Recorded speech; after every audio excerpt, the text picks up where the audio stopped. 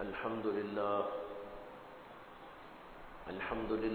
نحمده ونستعينه ونستغفره ونؤمن به ونتوكل عليه ونعوذ بالله من شرور أنفسنا ومن سيئات أعمالنا من يهده الله فلا مضل له ومن يضلله فلا هادي له ونشهد أن لا إله إلا الله وحده لا شريك له ونشهد أن سيدنا ومولانا محمدا عبده ورسوله صلى الله عليه وعلى آله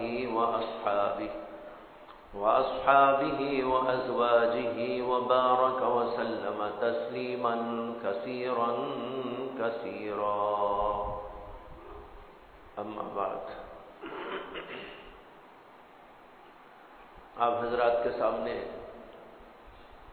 قربانی پر کیے جانے والے اشکالات اور شبہات کا جواب دینا شروع کیا گیا تھا، اور گزشتہ جمعہ ایک سوال کا جواب آپ کو دیا گیا۔ وہ سوال یہ تھا کہ لوگ پوچھا کرتے ہیں اور اسلام پر یہ اعتراض کرتے ہیں کہ قربانی کے دنوں میں ہزار ہی نہیں لاکھوں جانور ساری دنیا اسلام کے اندر جو ذبح کر دیے جاتے ہیں، ان جانوروں کی رقم اور ان کی قیمت اگر غریبوں کی امداد میں، تعلیمی شعبوں میں، کچھ اور بہت اہم ذمہ داریوں اور کاموں میں خرچ کر دی جاتی تو کتنا بڑا فائدہ ہوتا۔ اس اشکال کے دو جواب آپ کو دیے گئے ہیں، ایک اسلامی نقطہ نظر سے اور ایک دنیاوی نقطہ نظر سے۔ اسلامی نقطہ نظر سے یہ جواب آپ کو دیا گیا تھا کہ اسلام کے اندر جو عبادتیں مشروع ہوتی ہیں، ہم ان میں سے ایک کی جگہ کوئی اور کام نہیں کر سکتے۔ جیسے میں نے مثال دی تھی حج کی مثال، حج اللہ نے فرض کیا ہے، اس میں بھی لاکھوں نہیں کروڑہا روپے مسلمانوں کے خرچ ہوتے ہیں۔ دنیا بھر سے مسلمان حج کرنے کے لیے کعبۃ اللہ جاتے ہیں۔ اگر کوئی بے وقوف یہ کہنے لگے کیا ضرورت ہے کہ دنیا بھر سے مسلمان خانہ کعبہ کی زیارت کے لیے جائیں، اپنے اپنے گھروں میں عبادت کر لیں، اللہ تو ہر جگہ موجود ہے، جہاں بھی عبادت کرو گے اللہ کو پا جاؤ گے، اس لیے اپنے گھر میں، اپنے علاقے میں، اپنی مسجد میں ہی طواف کر لے اللہ کا، اور وہیں پر سب کچھ کر لے، اور جو روپیہ حج کو جانے کا ہے وہ جمع کر لے، اور کالج کھول دے، اسکول کھول دے، یونیورسٹی کھول دے، غریبوں کی امداد کر دے۔ اگر کوئی بے وقوف و پگلا انسان یہ بات کہے تو ساری دنیا کہے گی کہ بھائی یہ فلسفہ تو پاگلوں کا فلسفہ ہے، کسی اچھے انسان کا، عقل مند کا فلسفہ نہیں۔ جیسے حج کو چھوڑ کر دنیا والوں کی خدمت کر دینا کوئی عقل مندی کی بات نہیں، اسی طریقے پر قربانی کی عبادت کو چھوڑنا اور اس پیسے سے غریبوں کی امداد کا یا تعلیمی شعبوں کا یا اور کسی اسی طرح کے جو ہے ملی اور افادی کاموں کا قائم کر دینا، یہ کوئی عقل مندی کی بات نہیں۔ اللہ نے عبادتوں کو فرض کیا ہے، وہ جس شکل میں ہے، جس انداز سے ہیں، اسی انداز کے اندر قائم کرنا ضروری ہے۔ یہ جواب تو مسلمانوں کے لیے ہے۔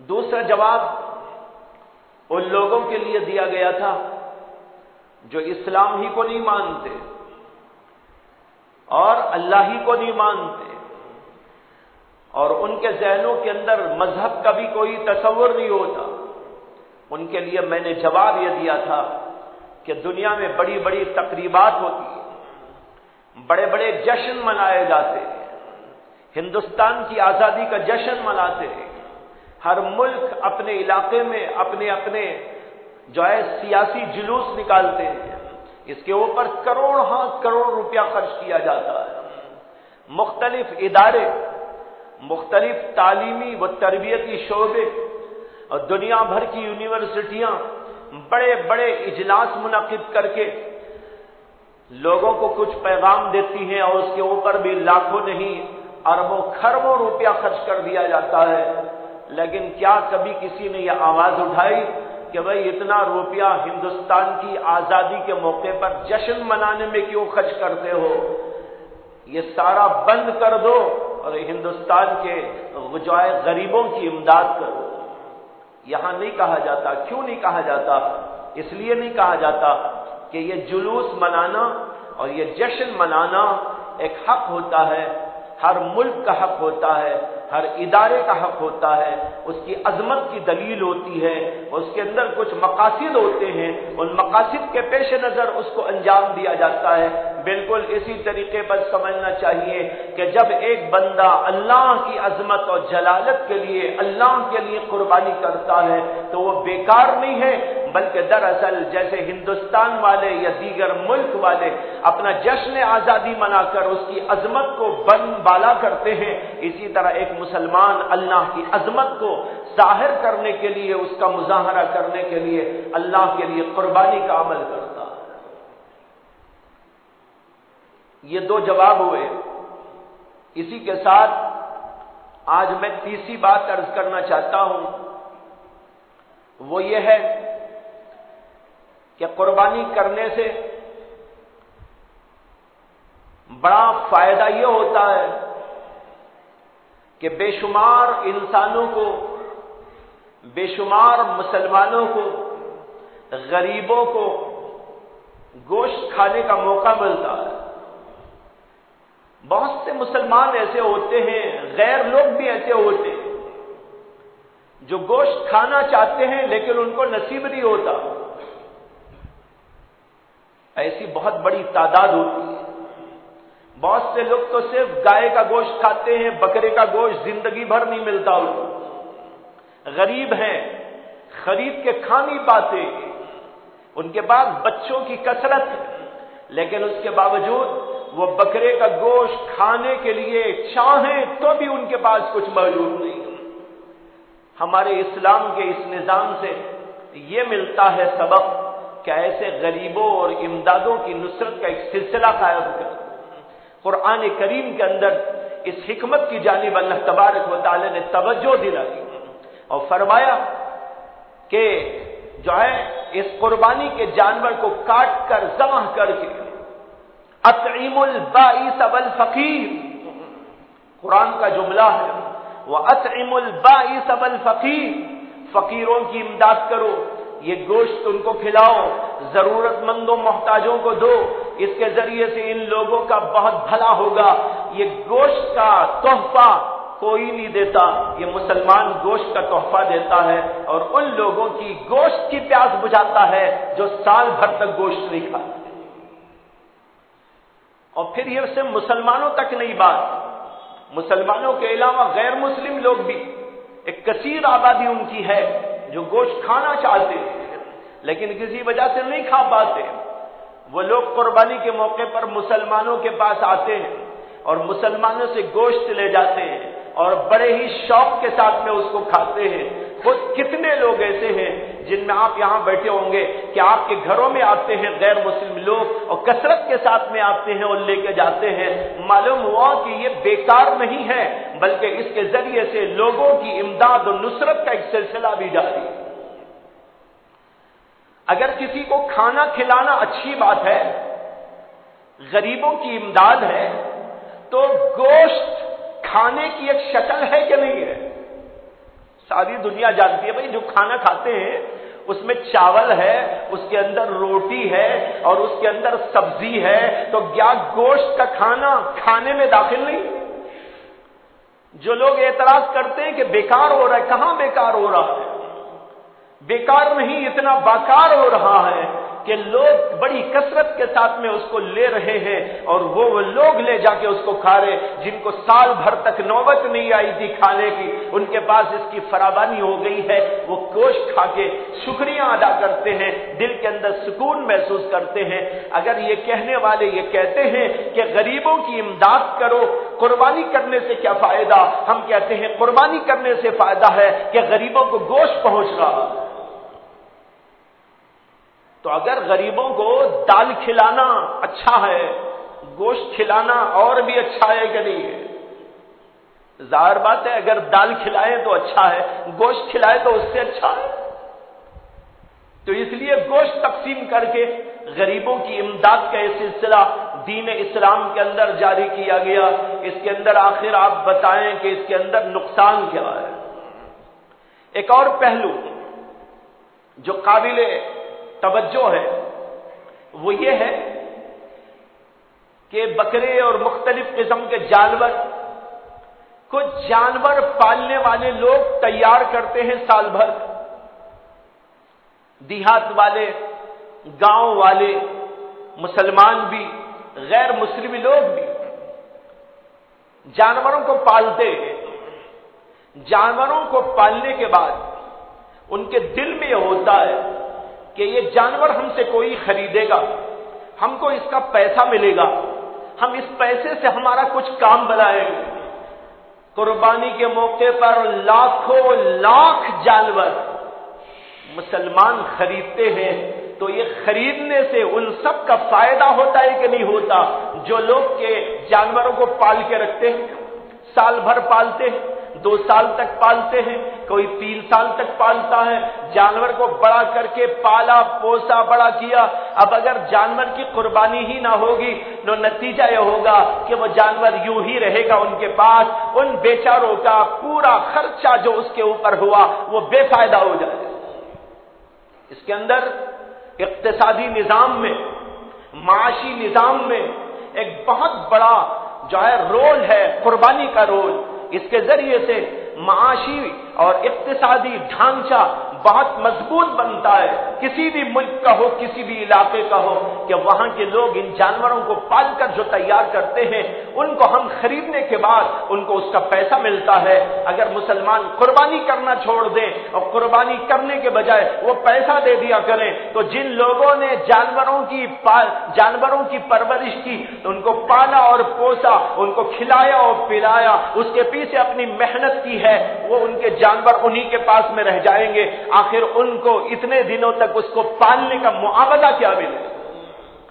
کتنے لوگ ایسے ہیں دیہاتی آپ جانتے ہیں جن کے پاس 100 جانور ہیں، 200 جانور ہیں، کسی کے پاس 500 جانور ہیں، کسی کے پاس ہزاروں جانور ہیں، اس کو وہ پالتا ہے، رکھتا ہے، 1 سال تک اس کے اوپر محنت کرتا ہے، 2 سال تک اس کے اوپر محنت کرتا ہے، اس کو کھلاتا ہے، پلاتا ہے، اور مختلف انداز سے اپنی پوری خدمت اس کے لیے جھونک دیتا ہے۔ اس کے بچے بھی، وہ بھی، اس کی بیوی بھی، سب مل کر ان جانوروں کو پالتے ہیں، پوستے ہیں۔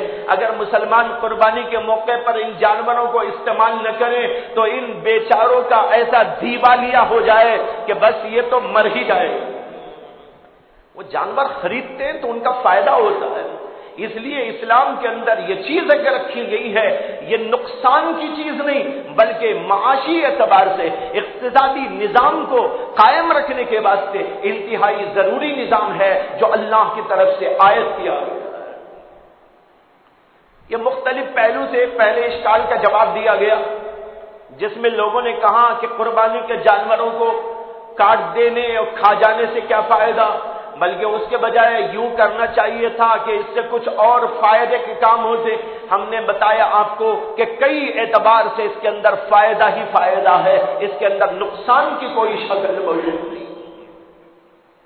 اب میں دوسرے اعتراض کی طرف آتا ہوں جو عام طور پر قربانی کے سلسلے میں کیا جاتا ہے۔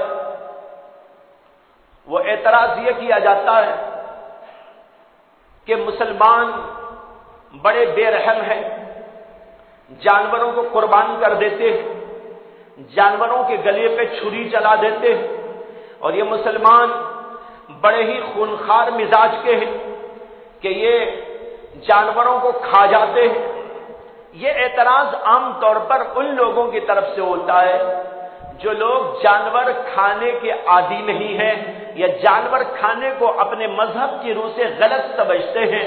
ان لوگوں کا یہ اعتراض مسلمانوں پر ہے کہ مسلمان قربانی کیوں کرتا ہے، مسلمان جانور ذبح کیوں کرتا ہے، مسلمان جانوروں کو کھاتا کیوں ہے، ان کو تو سبزی کھانی چاہیے تھی، اس کے بجائے جانور کو کیوں کھاتا ہے۔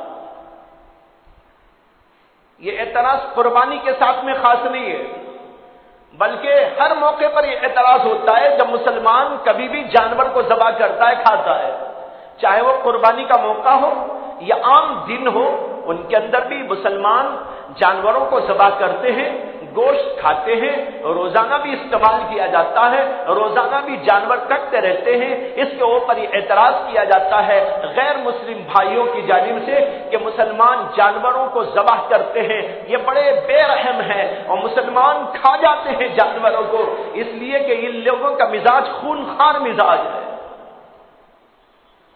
میں اس کے جواب میں دو باتیں عرض کروں گا۔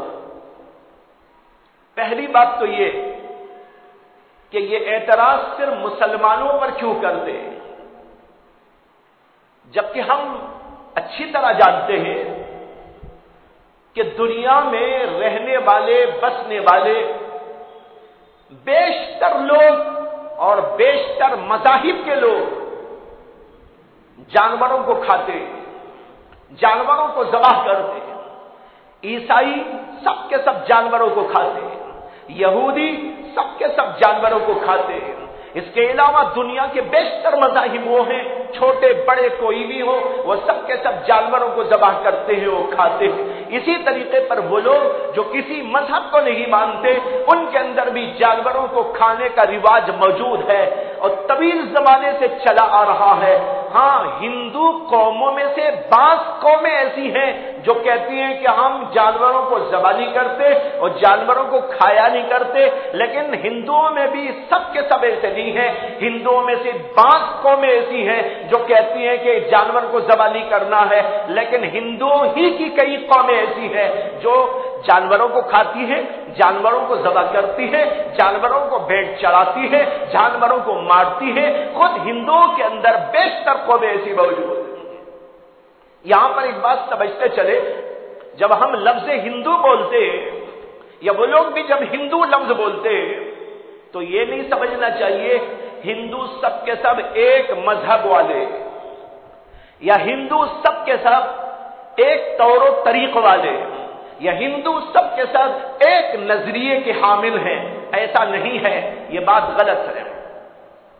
اصل میں ہندو جس کو کہتے ہیں وہ کئی قوموں کے مجموعے کا نام ہے، اس میں کئی قومیں آتی ہیں اور ان کے مزاج الگ ہیں، ان کے طور و طریقے الگ ہیں، یہاں تک کہ ان کے عقائد بھی الگ ہیں، لیکن سب کو کہہ دیتے ہندو۔ تو ہمیں یہ نہیں سمجھنا چاہیے کہ تمام ہندو ایک ہی طرح کا عقیدہ، یہ ایک ہی طرح کا نظریہ، ایک ہی طرح کا عمل کرتے ہیں، ایسی بات نہیں ہے۔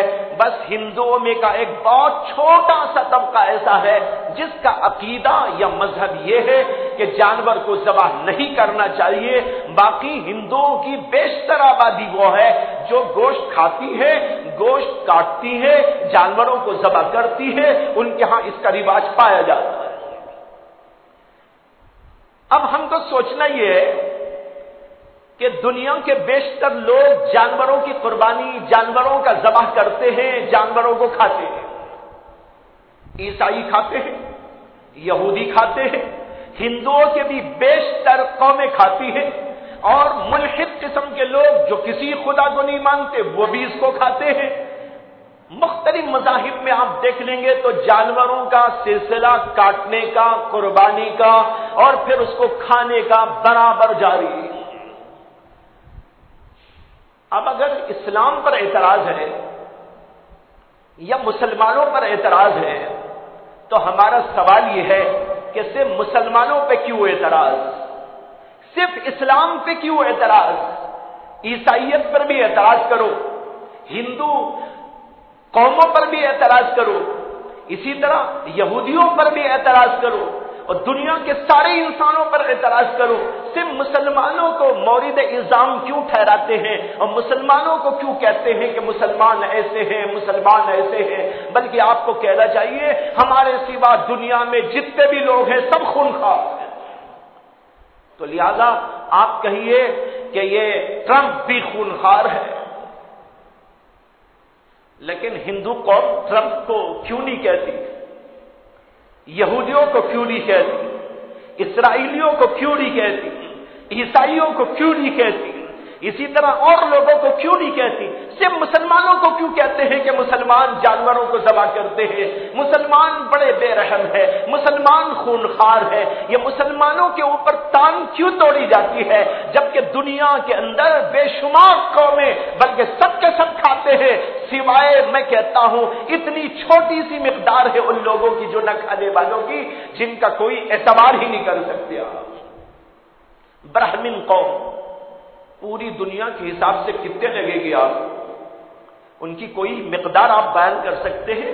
ایک اتنا چھوٹا سا نقطہ ہوگا وہ کہ آپ اس فریکشن کا حساب لگائیں تو بڑا مشکل پڑ جائے گا کہ فریکشن کہاں پہ جا کے بن رہا ہے۔ اتنا چھوٹا سا یہ طبقہ ہے، وہ کہتا ہے کہ مسلمان ایسے ہیں، مسلمان ایسے ہیں، حالانکہ پوری دنیا گوشت کھاتی ہے، پوری دنیا جانوروں کو ذبح کرتی ہے، تو پھر مسلمانوں ہی پر اعتراض کیوں کیا جاتا ہے؟ معلوم ہوا کہ اس اعتراض میں عقل پسندی کچھ نہیں ہے، اور اس اعتراض کے پیچھے کوئی خاص علمی فلسفہ موجود نہیں ہے، بلکہ اس اعتراض کے پیچھے تعصب کار فرما ہے، مسلمانوں سے بغض و عداوت کار فرما ہے۔ اگر واقعی اعتراض آپ کو ہے گوشت کھانے پر، تو آپ کو دنیا کی بیشتر قوم سے اپنے تعلق کو توڑ لینا چاہیے، عیسائی پوری قوم سے آپ کے تعلق کو توڑ لینا چاہیے، اور امریکہ سے آپ کے تعلق کو ختم ہو جانا چاہیے، برطانیہ سے آپ کے تعلقات ختم ہو جانا چاہیے، دیگر ملکوں سے آپ کے تعلقات ختم ہو جانا چاہیے۔ لیکن کیا بات ہے کہ جب بھی اعتراض ہوتا ہے صرف مسلمانوں پہ اعتراض ہوتا ہے، یہ قربانی کیوں کرتے ہیں، یہ جانوروں کو ذبح کیوں کرتے ہیں، یہ جانوروں کو کیوں کھاتے ہیں، جبکہ ساری دنیا کھا رہی ہے، اس پر آپ کو اعتراض نہیں ہو رہا۔ تو معلوم ہوا کہ یہ کوئی علمی انداز کی بات نہیں، یہ تو تعصب کے نتیجے میں ہے جو اعتراض کیا جاتا ہے۔ تو سب سے پہلے ہمیں یہ سمجھ لینا ہے کہ صرف مسلمان ہی نہیں کھاتے ہیں، مسلمان ہی جانوروں کو قربان نہیں کرتے ہیں، بلکہ دنیا بھر کے لوگ کرتے ہیں۔ دوسری بات یہ عرض کروں گا کہ جہاں تک قربانی کا تعلق ہے، یہ حضرت سیدنا آدم علیہ السلام سے سلسلہ چلا، تمام شریعتوں میں نافذ رہا، اور آج بھی دنیا کے بیشتر قوموں اور مذاہب کے اندر قربانی کا سلسلہ موجود ہے، کسی نہ کسی شکل کے اندر موجود ہے۔ ہر قوم قربانی کرتی ہے، یہودیوں کے ہاں قربانی ہوتی ہے، عیسائیوں کے ہاں قربانی ہوتی ہے، اور قوموں کے ہاں قربانی ہوتی ہے۔ پہلے بھی جو قومیں گزر گئی اور دیگر مذاہب گزر گئے، ان کے ہاں قربانی ہوا کرتی تھی۔ ایک پوری تاریخ موجود ہے اس کے پیچھے۔ بائبل آپ اٹھا کے کھولیں، بائبل میں بہت ساری کتابیں، بائبل کے دو حصے ہیں، ایک حصے کو کہتے ہیں عہد نامہ قدیم، اولڈ ٹیسٹمنٹ، اور ایک اس کا ہے جو ہے دوسرا حصہ جس کو کہتے ہیں نیا عہد نامہ، یہ نیو ٹیسٹمنٹ۔ جو پرانا عہد نامہ ہے اس کے اندر عیسیٰ علیہ السلام سے پہلے کے جتنے پیغمبر آئے اور ان کے اوپر جو کتابیں نازل ہوئی ان کو جوڑا گیا ہے، اگرچہ وہ محرف ہیں، صحیح نہیں ہے، ان کے اندر تبدیلیاں ہو گئی ہیں۔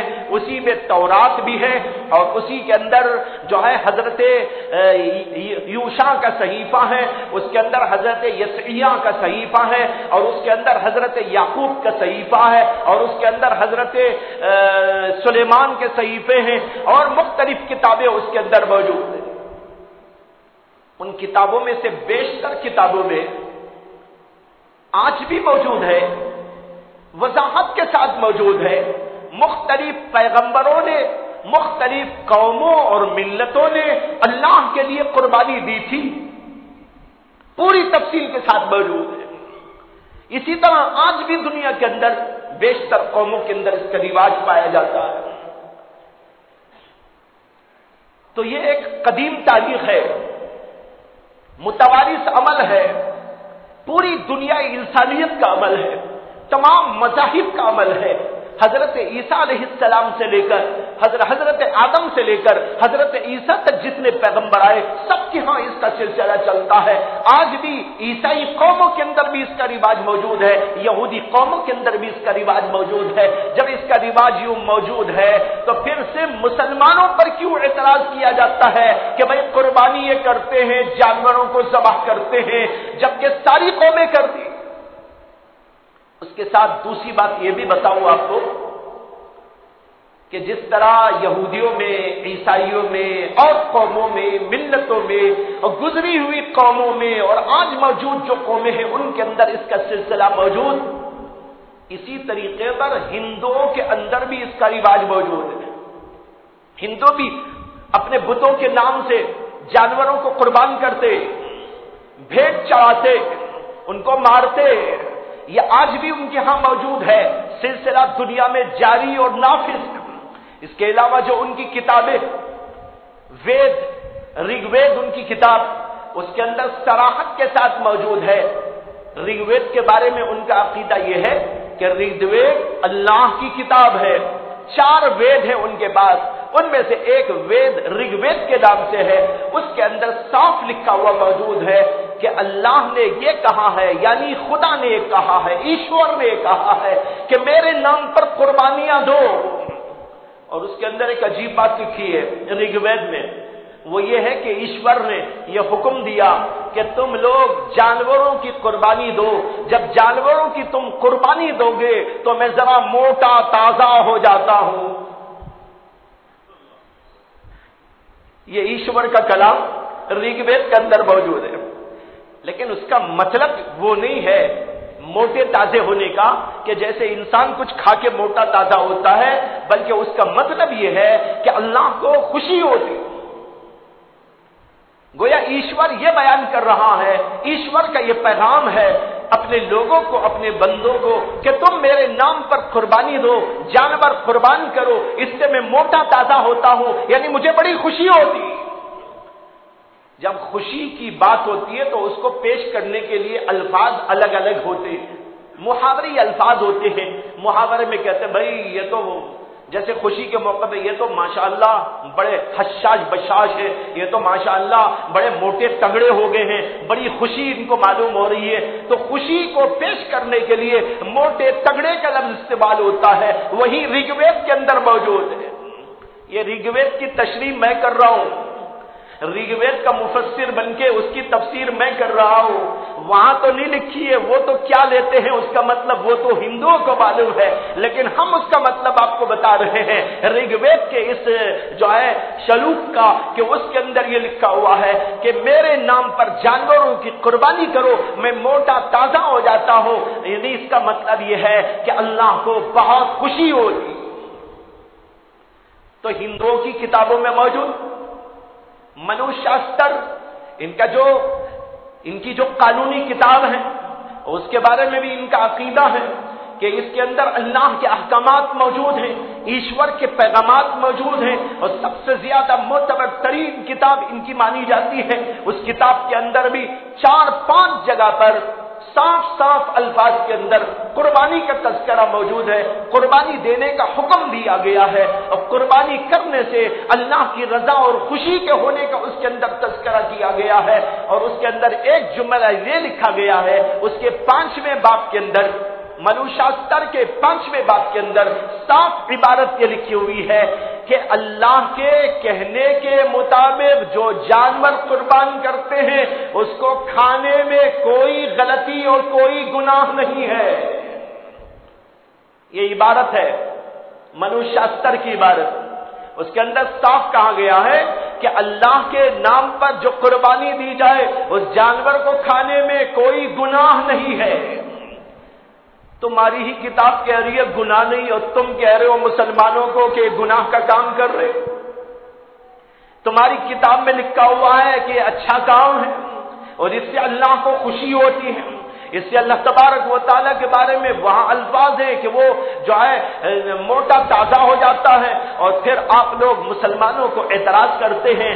लिहाजा हमारा उनको जवाब ये है कि ये एतराज बिल्कुल फजूल एतराज है, और तमाम मज़ाहिब में और तुम्हारे मजहब के अंदर भी इसका सिलसिला मौजूद है, इसका तज़किरा मौजूद है, तुम्हारे अमल और तुम्हारे रिवाज के अंदर भी ये चीज पाई जाती है। इसलिए मुसलमानों को बदनाम करने या मुसलमानों के खिलाफ आवाज बुलंद करने के लिए इस तरह के जो शोशे उड़ाए जाते हैं, ये महज तासुब की बुनियाद पर उड़ाए जाते हैं, हकीकत से इनका कोई ताल्लुक नहीं। तो इससे मालूम हुआ कि ये एतराज फजूल एतराज है। जब सारी दुनिया काम कर रही है वही हम भी वही कर रहे हैं, तो फिर हम पर एतराज क्यों, दूसरों पर एतराज क्यों नहीं? और तुम खुद तुम्हारी किताबों में लिखा हुआ है उस पर क्यों एतराज नहीं? कुरान पर क्यों इश्काल है, हदीस पे क्यों इश्काल है? उसके बाद मैं आता हूं तीसरे सवाल की तरफ जो कुर्बानी के सिलसिले में उठाया जाता है। कुर्बानी में एक एतराज ये किया जाता है कि इतनी सारी जो कुर्बानियां होती हैं, तो बाज़ इलाकों के अंदर ये कुर्बानी करने के बाद ये जानवर ज़ाये कर दिए जाते हैं। जैसे कि अरब के बारे में मशहूर है, हज के मौके पर लाखों इंसान जमा होते हैं और वो कुर्बानी करते हैं, और वो कुर्बानियां वहां होने के बाद उसको खाने वाला कोई नहीं होता, थोड़ा बहुत खा लिया जाता है, लेकिन बेशतर जो कुर्बानी का गोश्त वहां जमा होता है वो जमीन में दबा दिया जाता है। तो इस पर एतराज किया जाता है कि ये कुर्बानी को ज़ाये करना, इसके बजाय बड़ा अच्छा होता कि रुपया पैसा और उसकी कीमत गरीबों की इमदाद के लिए या किसी और तालीमी तरबियती निजाम के लिए खर्च कर दी जाती है।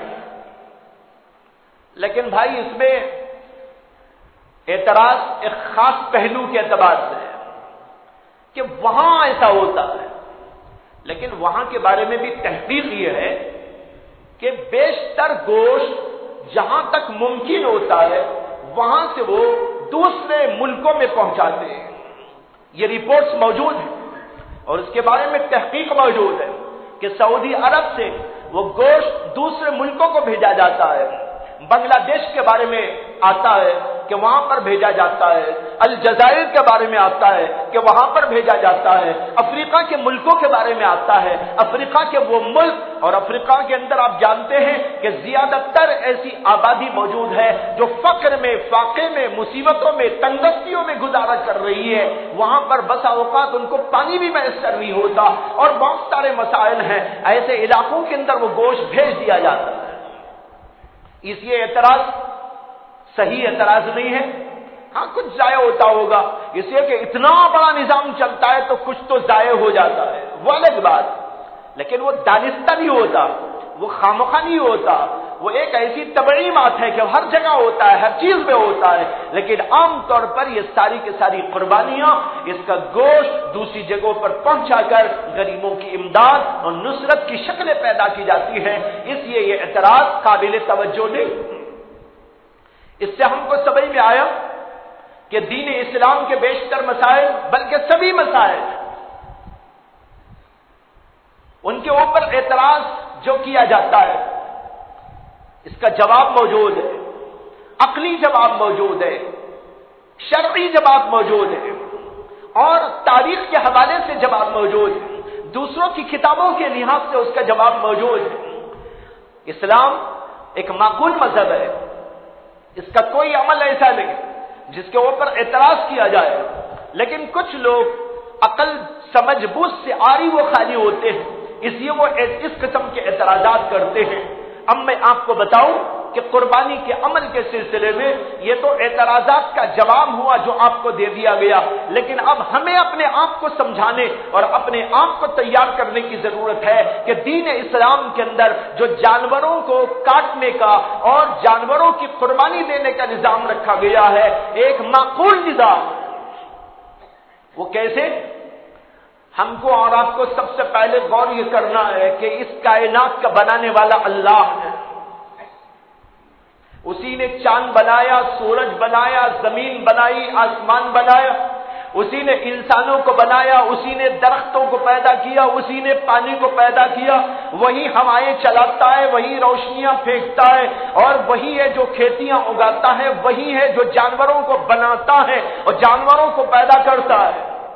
اللہ نے اتنا بڑا جو نظام دنیا کے اندر بنایا، یہ نظام بنا کر اللہ نے ہر ایک کو ایک الگ الگ چیز عطا کر دی، ان کی ڈیوٹیاں عطا کر دی، ان کے کھانے اور پینے کی چیزیں مقرر کر دی۔ اللہ نے خود قرآن کریم کے اندر فرمایا ہے کہ اللہ تعالیٰ نے ہر چیز کو پیدا کیا اور ہر چیز کو یہ سمجھا دیا اور بتا دیا کہ اس کو کیا کرنا۔ درختوں کا، ہواؤں کا، روشنیوں کا، زمین کا، آسمان کا، انسان کا، جنات کا، جانوروں کا، ہر ایک کا کیا کیا کام ہے، وہ کیسے کریں گے، ان کو اللہ تبارک و تعالیٰ نے سب کچھ بتا دیا، سمجھا دیا، اور ان کی غذائیں بھی مقرر کر دی، ان کے لیے طور و طریقہ بھی مقرر کر دیا۔ جانور اپنے طور سے جو ان کو کھانا ہے وہ کھاتے رہتے ہیں۔ کچھ جانوروں کو اللہ نے پیدا کیا جو ہے پتے کھاتے، گھاس پھوس کھاتے۔ کچھ جانوروں کو اللہ نے ایسا پیدا کیا جو گوشت خور ہے، یعنی گوشت کھاتے۔ دونوں قسم کی چیزیں، دونوں قسم کے جانوروں کو آپ دنیا میں دیکھتے ہیں، ایسے جانور بھی موجود ہیں، ایسے جانور بھی موجود ہیں، گوشت کھانے والے جانور بھی موجود اور وہ جانور بھی موجود جو صرف سبزیاں کھاتے ہیں، پتے کھاتے ہیں اور پھل پھلاریاں کھاتے ہیں، ایسے جانور بھی دنیا کے اندر موجود ہیں۔ جو جانور گوشت کھانے والے ہیں ان کو آپ صرف اس غذا پہ رکھے تو ان کے لیے فائدہ نہیں ہے، ان کے لیے نقصان ہے، اور جو جانور کہ اللہ نے ان کو پتے کھانے کے لیے اور سبزی کھانے کے لیے بنایا ہے، ان کو اگر گوشت آپ ڈال دے تو ان کے لیے نقصان دہ۔ ایک ایسی بات ہے جو تمام دنیا جانتی ہے، تمام سائنس والے جانتے ہیں، تمام کے تمام عوام بھی اس کو جانتے ہیں۔ کئی قسم کے جانور ہم اپنے آنکھوں سے دیکھتے ہیں۔ جو جانور گوشت کھانے والا آپ اس کو گوشت لا کے ڈالیں گے، اور جو جانور ایسا ہے جو پتے کھانے والا آپ اس کو پتے کھلائے۔ بکری آپ پال رہے، اس کو روزانہ آپ نے 2 کلو گوشت کھلانے کی کوشش کی تو بکرا باقی رہے گا یا ختم ہو جائے گا؟ ارے اسے پتے چاہیے، اسے پتے دینا ہے، پتوں کے ذریعے اس کی غذا اللہ نے وابستہ کر دی، وہ گوشت کھا کے نہیں پلا کرتا۔ اسی طریقے پر کچھ جانور ایسے ہیں وہ گوشت کھاتے ہیں، گوشت ہی سے ان کی زندگی وابستہ ہے۔ اگر آپ ان کو پتے کھلا کے زندگی ان کو کرانا چاہیں ان کے لیے بات ٹھیک نہیں۔ اور آپ ایک عجیب بات یہ بھی دیکھ سکتے ہیں کہ جن جانوروں کو اللہ نے گوشت کھانے کے لیے پیدا کیا تو ان کو گوشت کھانے کے حساب سے دانت بھی عطا کر دیے، اور جو پتے کھانے والے جانور ہیں ان پتے کھانے والوں کو پتے کھانے کے لحاظ سے اللہ تبارک و تعالی نے دانت عطا کیے۔ گوشت خوری کے لیے جو نوکیلے دانت چاہیے وہ ان جانوروں میں آپ کو نہیں ملیں گے جو پتے کھانے والے جانور۔ پتے کھانے والے جانوروں کے اندر کچلیاں موجود نہیں ہے، یعنی نوکیلے دانت موجود نہیں، لیکن اللہ نے جو گوشت خور جانور ہے اس کو ایسے دانت عطا کیے ہیں جس کے ذریعے سے وہ گوشت خوری کر سکتا ہے، گوشت کھا سکتا ہے۔ تو ان کے لیے وہ غذا، ان کے لیے یہ غذا، یہ اللہ کا ایک نظام ہے جو دنیا میں اللہ نے قائم کر دیا۔ اب سوال یہ ہے کہ انسان کون سے جانوروں میں آتا ہے؟ آپ پریشان نہ ہوں کہ بھائی انسانوں کو جانور کہہ دیا، نہیں، انسان بھی تو جانور ہی ہے، اور کیا ہے؟ جانور کے معنی آتے ہیں جان والا، जैसे आप कहते हैं ताकतवर, क्या माने हुए? ताकत वाला, वर लगा देंगे तो उसका माना होता वाला। ताकतवर, ताकत वाला, जानवर, इसका मतलब हुआ जान वाला। तो हम सब जान वाले हैं या बेजान हैं? जान वाले हैं। ये देखिए पत्थर आपके सामने खड़ा है, दीवार आपके सामने है, ये जानवर नहीं है, ये बेजान है, इसलिए कि इसके अंदर जान नहीं। जिसमें जान होती है उसका नाम जानवर। तो तमाम के तमाम इंसान जानवर है। इसीलिए मंतकी लोग कहते हैं अल इंसान हुवल हैवानुन नातिक, इंसान कहते हैं हैवान नातिक को, बोलने वाला जानवर।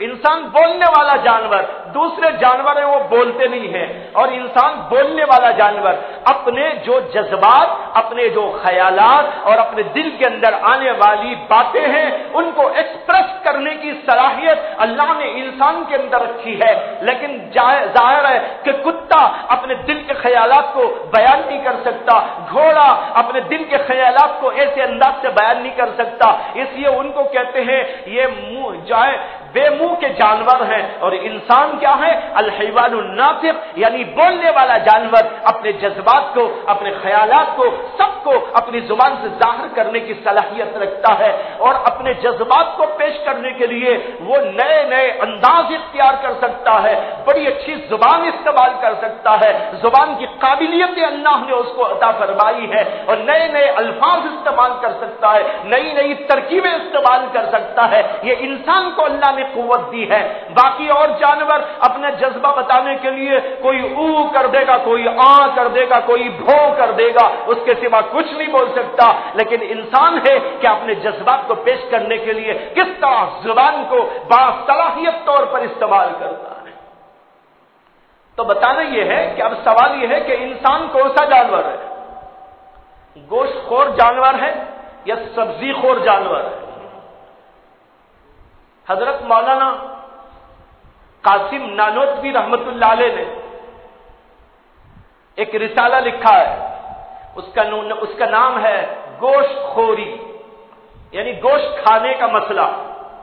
उसके अंदर हजरत मौलाना कासिम नानोतवी रहमतुल्लाह अलैह ने लिखा है कि इंसान पर हम गौर करते हैं तो ऐसा लगता है कि अल्लाह ने इसे दोनों किस्म की चीजें खाने के लिए पैदा किया है, गोश्त खाने के लिए भी और सब्जी किस्म की चीजें खाने के लिए भी, दोनों किस्म की चीजें खाने के लिए पैदा किया है। इसलिए कि इंसान को अल्लाह ने दोनों किस्म के दांत अता किए हैं, कचलीदार दांत भी अता किए हैं और सादे सीधे दांत भी अता किए हैं। सामने वाले दांतों को आप देखें वो कैसे हैं, और अंदर वाले दांतों को देखें वो कैसे हैं। दोनों किस्म के दांतों को अल्लाह ने इंसान के अंदर रखा। ये बता दिया इसके जरिए से कि जैसे मैंने कुछ को इसलिए पैदा किया कि वो गोश्त खाए, और मैंने कुछ को इसलिए पैदा किया वो सब्जी खाए, वो पत्ते खाए, लेकिन इंसान को मैंने पैदा इसलिए किया है वो गोश्त भी खाए, सब्जी भी खाए। तो मालूम हुआ कि दोनों किस्म की चीजें इंसान को अल्लाह ने अता की। जब अल्लाह ने खुद इंसान को ऐसा बनाया तो इसका मतलब है कि इंसान को अल्लाह ने इजाजत दी है, खाओ, गोश्त भी खाओ। जैसे मैंने उन जानवरों को इजाजत दी वो खाते हैं, और कुछ जानवरों को मैंने पत्ते खाने के लिए पैदा किया। तुमको दोनों किस्म की चीजों से लज्जत अंदोजी के लिए पैदा किया है। तुम गोश्त भी खा सकते हो और पत्ते व सब्जियां भी खा सकते हो, फल फलारियां भी खा सकते हो। दोनों किस्म की चीजों को खाने के लिए तुमको पैदा किया। और फिर भाई एक नुक्ता साइंस के एतबार से समझना जरूरी है, वो ये है कि इंसान को या जिसको भी अल्लाह ने पैदा किया, जैसे कि अभी मैंने मिसाल दी, जो जानवर के अल्लाह ने गोश्त खाने के लिए पैदा किया, आप उसे सिर्फ सब्जी खिला के जिंदा नहीं रह सकते, उसके अंदर परेशानी पैदा हो। और जिस जानवर को अल्लाह ने सब्जी खाने के लिए पैदा किया उसको गोश्त खिला देंगे, उसके लिए नुकसान है, उसका पेट उसको बर्दाश्त नहीं कर सकता। इसी तरीके पर इंसान जब दोनों चीजों के लिए पैदा किया है तो अल्लाह ने उसकी बॉडी में यह सलाहियत पैदा की है कि वो दोनों किस्म की चीजों को जज्ब कर सकता है, दोनों किस्म की चीजों से फायदा उठा सकता है। अगर एक ही पे उसको रख दिया जाए تو بعض چیزیں اس کے جسم کو نہ پہنچنے کی وجہ سے، جیسے گوشت بالکل نہ کھایا گیا تو اس کا نقصان یہ ہوگا کہ گوشت کے جو پروٹینز ہوتے ہیں وہ پروٹینز انسان کی زندگی کے لیے، انسان کے جسم کے واسطے انتہائی ضروری ہوا کرتے ہیں۔ اگر انسان نے گوشت نہیں کھایا تو اس کے لیے نقصان۔ یہ میری تحقیق نہیں بول رہا ہوں کہ آپ کہیں بھائی مولانا سائنس میں کیوں گفتگو کر رہے ہیں، میں آپ کو یہ حوالے سے بول رہا ہوں، خود سائنسدانوں کے حوالے سے۔ آپ بڑے بڑے ڈاکٹروں سے پوچھ لیں، اس کے بارے میں بڑے سائنسدانوں سے پوچھ لیں، وہ آپ کو بتائیں گے کہ انسان کے جسم کے لیے کچھ پروٹینز ایسے ضروری ہیں کہ اللہ نے اس کی زیادہ تر مقدار گوشت کے اندر رکھی ہے، وہ سبزیوں کے اندر موجود نہیں ہے۔ سبزیوں کی پروٹینز وہ بھی انسان کے لیے ضروری، یہ پروٹین یہ بھی انسان کے لیے ضروری۔ اگر یہ دونوں سے خالی ہو جائے انسان کے لیے مرض کا اور انسان کے لیے موت کا پیغام آ جائے، اور اگر ان میں سے ایک رہے ایک نہ رہے تو اس کے لیے بیماریوں کا پیغام آ جائے۔ اس کے لیے ضروری ہوتا ہے کہ وہ اس کو بھی استعمال کرے، اس کو بھی استعمال کرے۔ یہ ہے وہ فلسفہ جس کی وجہ سے اللہ نے ہم کو اور آپ کو اور ساری دنیا کو اس بات کا اعلان دیا، اس بات کا پیغام دیا کہ تم ان چیزوں کو استعمال کرو، یہ میں نے تمہارے لیے پیدا کی۔ جب خود خدا پیدا کرے اور وہ ہم کو کہے میں نے تمہارے لیے یہ غذا بنائی، تو کوئی بندہ کیسا کہہ سکتا ہے کہ بھائی یہ نہیں کھانا چاہیے؟ خدا خود کہے میں نے تجھ کو بنایا ہے، میں نے تیری باڈی کو بنایا ہے، میں نے تیری باڈی کے لیے یہ چیزیں ضروری قرار دی ہے، یہ پروٹینز تیرے لیے ضروری ہے، یہ طاقتیں تیرے لیے ضروری ہے، اس کو تجھے کھانا ہے، تب تو ایسا دنیا کے اندر زندہ رہے گا، وہ کام کرنے کے قابل ہوگا۔ ایک بندہ اٹھ کر بول رہا ہے خدا کے مقابلے میں کہ نہیں یہ نہیں کھاؤ یہ کھاؤ، اس کا مطلب یہ ہے کہ وہ خدا سے مقابلہ کر رہا ہے۔ اللہ خود بنانے والا، اللہ کائنات کو بنانے والا، اللہ جانوروں کو بنانے والا، اللہ انسانوں کو بنانے والا، اللہ کھیتوں کو بنانے والا، اللہ زمین و آسمانوں کو پیدا کرنے والا، وہی سورج والا، وہی چھان والا، وہی ہوائیں والا، وہی کھیتیوں والا، وہی سب کچھ ہے۔ اس نے پیدا کر کے اس پورے نظام کائنات کو چلا رکھا ہے، کس کے لیے کیا چاہیے، کس کے لیے کیا نہیں چاہیے۔ اسی لیے شریعت مطہرہ نے بعض جانوروں کو حرام قرار دے دیا۔ یہاں سے یہ بھی سمجھ لیجئے کہ اللہ نے کیوں حرام قرار دیا بعض جانوروں کو۔ اس لیے حرام قرار دیا کہ ان جانوروں کو کھانے سے انسان کے جسم کو تقویت اور انسان کے جسم کے اندر کوئی صلاحیت نہیں پیدا ہوتی، اس کے بجائے نقصان پیدا ہو سکتا تھا، اور ایک تو جسمانی نقصان اور اس سے بڑا روحانی نقصان ہو سکتا تھا۔ اس لیے اللہ نے بعض جانوروں کو حرام قرار دے دیا کہ ان جانوروں کو اللہ نے ہمارے لیے نہیں پیدا کیا ہے، وہ ہم کھائیں گے ہمارے جسم کو نقصان ہوگا یا کم از کم ہماری روح کو نقصان ہو۔ اس کی مثال ہے جیسے خنزیر اسلام میں حرام ہے، خنزیر نہیں کھا سکتے۔ ایک صاحب نے حضرت مولانا قاسم نانوتوی رحمت اللہ علیہ سے کہا کہ خنزیر کو اور بکرے کو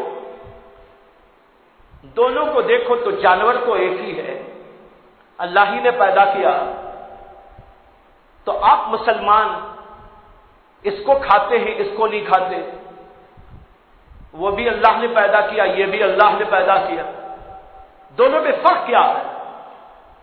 دیکھنے میں وہ بھی اتنا ہی ہوتا ہے وہ بھی اتنا ہی ہوتا ہے، اتنا ہی اتنا اور ویسے ہی، اس کے باوجود ایک جانور کھاتے ہو ایک جانور کو ناجائز سمجھتے ہو۔ حضرت مولانا قاسم نانوتوی نے کہا کہ بھائی عورت سب برابر ہوتی ہے، لیکن اس کے باوجود ایک ماں ہوتی ہے، ایک تمہاری بیوی ہوتی ہے، بیوی سے تو استمتاع کرتے ہو، بیوی سے استمتاع کرنے کا جواز یہ نہیں بتاتا کہ تم ماں سے بھی وہی حرکت کرنے لگو۔ صورت کو دیکھ کر فیصلہ نہیں کیا جاتا، اللہ کا حکم بھی ہوا کرتا ہے۔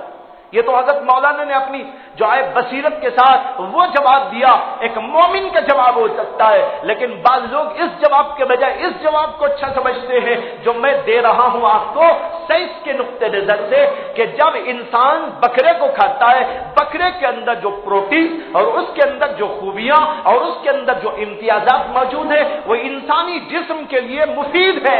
इसके बजाय अगर कोई वो जानवर खाता है तो उसके अंदर नुकसान ही नुकसान है। उस नुकसान से बचाने के लिए अल्लाह ने इसको मना कर दिया। और सबसे बड़ा नुकसान उसका यह है कि वो जानवर, जाहिर बात है कि आमतौर पर गंदगी खाता है, गंदगी खा के पलता है। अल्लाह ने उसको पैदा ही किया उसके लिए, उसकी ग़िज़ा अल्लाह ने वही बनाई है। उस ग़िज़ा के जानवर को आप इस्तेमाल करें, इंसान इस्तेमाल करे तो जाहिर बात है उसकी तबीयत से कोई मुनासबत नहीं है। इंसान की तबीयत पाकीज़ा तबीयत है, उस जानवर की तबीयत नजिस तबीयत है। नजिस तबीयत के जानवर को इस्तेमाल करने से इंसानी तबीयत में हैजान पैदा हो जाता। तो बहरहाल बताना जो कुछ था उसके सामने, उसको आज आपके सामने वाज़ेह किया गया और इससे बात आश्कारा हो गई कि दीन इस्लाम की किसी बात पर भी एतराज नहीं किया जा सकता। सबके अंदर माकूल बातें मौजूद है, सबके अंदर अकल के एतबार से भी। और मोमिन तो अकल की परस्तिश नहीं करता, वो तो अल्लाह के हुक्म की परस्तिश करता है। अगर हमको समझ में आए या ना समझ में आए, हम अल्लाह के हुक्म पर अमल करते हैं। लेकिन हमारा दावा है कि कोई भी इस्लाम का हुक्म ऐसा नहीं जो खिलाफ अकल हो, बल्कि हर चीज के अंदर माशाअल्लाह दलील अकली मौजूद है, हिकमत और बसीरत के पहलू मौजूद है। इंसान उसको समझे तो उसके जरिए उसके ईमान में तरोताजगी पैदा होती है। अल्लाह हमारे ईमानों को बरकरार रखे और अपने अपने तौर पर हमें इस्लाम पर जमे रहने की अल्लाह तौफीक अता फरमाए। मरते दम तक हमें इस्लाम के ऊपर बाकी रखे और मरते वक्त अल्लाह हमें कलमे की, ईमान की मौत नसीब फरमाए। व आखिरु दावाना अनिल हम्दुलिल्लाहि रब्बिल आलमीन।